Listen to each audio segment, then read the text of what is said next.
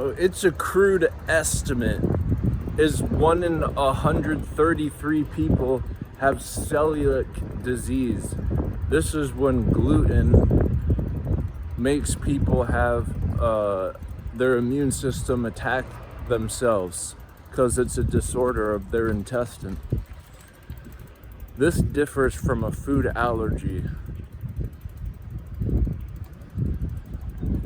Separately, mosquitoes use gas from your breath of CO2 and they see it as red, using the backdrop of your skin to pinpoint the redness. This is an advancement of their smell and eyes bolted as one.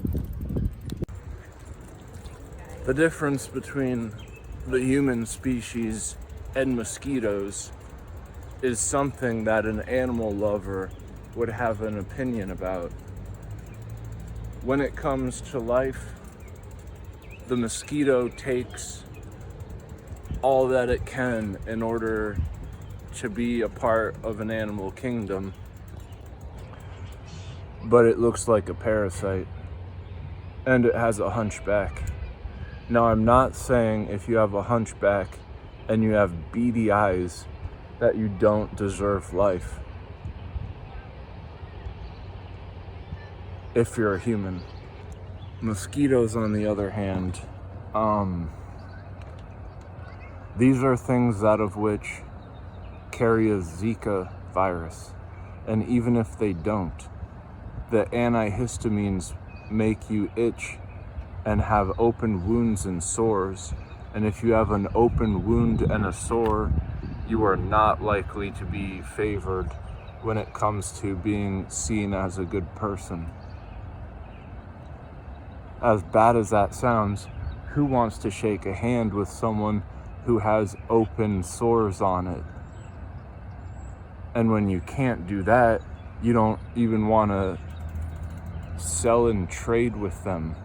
And this is what a cashless society would look like if a Zika virus outbreak occurred and everyone itched their skin off. Then the fact of, 1 out of 133 people having a celiac gluten, if it were a skin condition, it would be less than 1 in 133 people having a skin condition, because the difference of the organ of your intestine and an organ of your epidermis are very similar, except one's internal, the other is external. But if you were to have something more horrendous than a Zika virus and mosquitoes, something that would stop humans flat in their tracks, you would have birthing be more and more difficult. Now, I know having a C-section is controversial because I feel that if a doctor just doesn't want to handle the patient with a normal birth, they'll just say, well, if you don't push hard this time, we're just going to have to do the C-section for everyone's safety. And that's his opinion. But it's that of which is extremely drastic. And in extreme drasticness, he could just do this every time and no one would get mad at him. However, that would just be really bad malpractice. But what is an ethics board going to speak on him if he has the best ratings of the medical hospital? Hospitals are businesses. Let me reiterate that the cork would have been on the top and the nub would have been on the bottom. If you spin anything bottom heavy, it can double as a spinning top, even if it wasn't meant for it. Now, is this an improper usage? Would be the name of the game when it comes to experimental technology, because no one quite knows And then when you're learning the facts at that level, what it could incur is mass amounts of general relativity, that of which are timeless because the scaling has time go out or come in at lengths that are so fantastic, you might as well be conjuring up the end of existence, just thinking that it were the beginning, because they mimic that much bareness to what the ground game is in an Easter egg hunt. When you're generalizing things, you can be very broad, and some people will get hit very abrupt.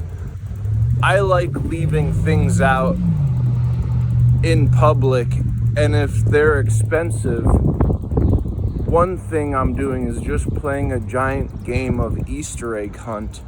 If you're someone who doesn't know that I left it there on purpose, it's as though I have just misplaced it.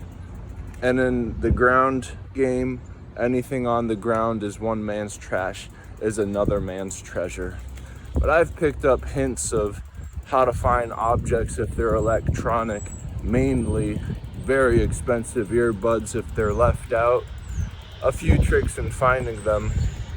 But with this Easter game hunt, there's always like a golden egg, and this entail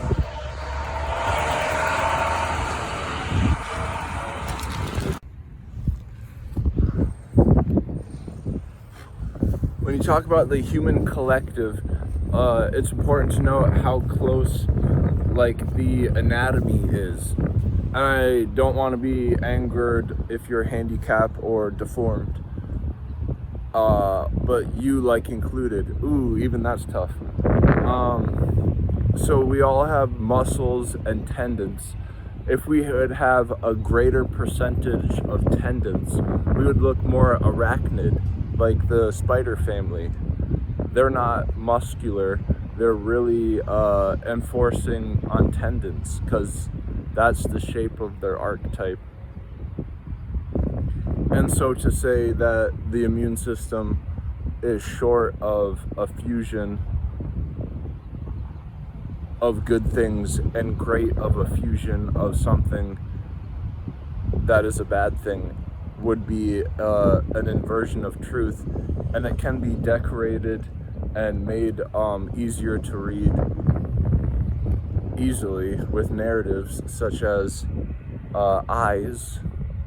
If there's eyes on a virus, those would be two strong points that it uses to guide itself.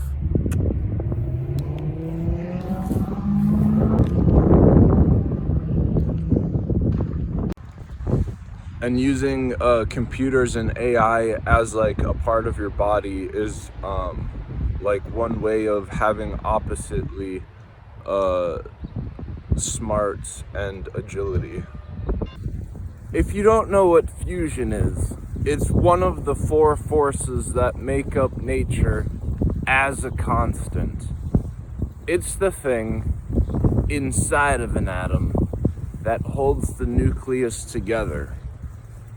There's particles that make fusion occur. They're called like baryons, some really niche name. That's lesser known, but the more majority would know. Of course, fusion. It's in the normal vocabulary of the regular parlay. When someone would be saying, oh, it's fused together, that means it's just bound tightly. One odd thing that I read is that our immune system is trickable from virus replications. When it isn't able to read it, it's tricked, and then it bounds into it almost as if so tightly.